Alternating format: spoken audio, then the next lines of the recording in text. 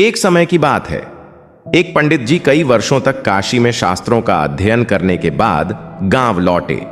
पूरे गांव में शोहरत हुई कि काशी से शिक्षित होकर आए हैं और धर्म से जुड़े किसी भी पहेली को सुलझा सकते हैं। कहानी में आगे बढ़ने से पहले अगर आप चैनल पर नए हैं तो कृपया चैनल को सब्सक्राइब कर लें। शोहरत सुनकर एक किसान उनके पास आया और उसने पूछ लिया, पंडित जी, आप हमें यह बताइए कि पाप का गुरु कौन है? प्रश्न सुनकर पंडित जी चकरा गए। उन्होंने धर्म व आध्यात्मिक गुरु तो सुने थे, लेकिन पाप का भी गुरु होता है, यह उनकी समझ और ज्ञान के बाहर था। पंडित जी को लगा कि उनका अध्ययन अभी अधूरा रह गया है। वह फिर काशी लौटे। अनेक गुरुओं से मिले, लेकिन उन्हें किसान के सवाल का जवाब नहीं मिला। अचानक एक दिन उनकी मुलाकात एक गणिका वेश्या से हो गई। उसने पंडित जी से परेशानी का कारण पूछा तो उन्होंने अपनी समस्या बता दी। गणिका बोली, पंडित जी, इसका उत्तर है तो बहुत सरल है, लेकिन उत्तर पाने के लिए आपको कुछ दिन मेरे पड़ोस में रहना होगा। पंडित जी इस ज्ञान के लिए ही तो भटक रहे थे। वह तुरंत तैयार हो गए।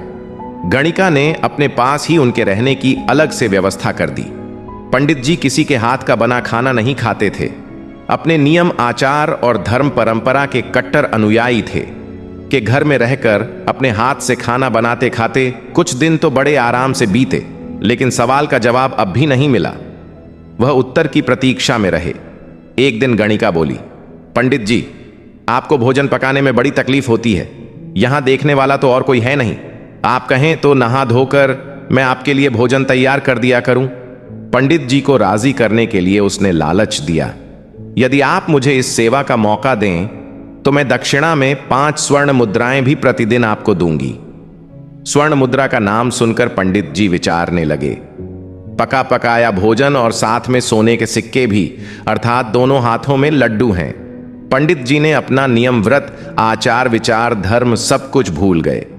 उन्होंने कहा, तुम्हारी जैसी इच्छा, बस विशेष ध्यान रखना कि मेरे कमरे में आते जाते तुम्हें कोई नहीं देखे।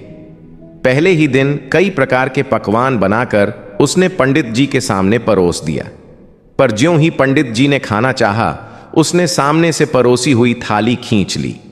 इस पर पंडित जी क्रुद्ध हो गए और बोले, यह क्या मजाक है? गणिका ने कहा, यह मजाक नहीं है पंडित जी, यह तो आपके प्रश्न का उत्तर है। यहां आने से पहले आप भोजन तो दूर, किसी के हाथ का पानी भी नहीं पीते थे, मगर स्वर्ण मुद्राओं के लोभ में आपने मेरे हाथ का बना खाना भी स्वीकार कर लिया। यह लोभ ही पाप का गुरु है। शिक्षा, हमें किसी भी तरह के लोभ लालच को जीवन में अपनाए बिना जीवन जीने का प्रयास करना चाहिए।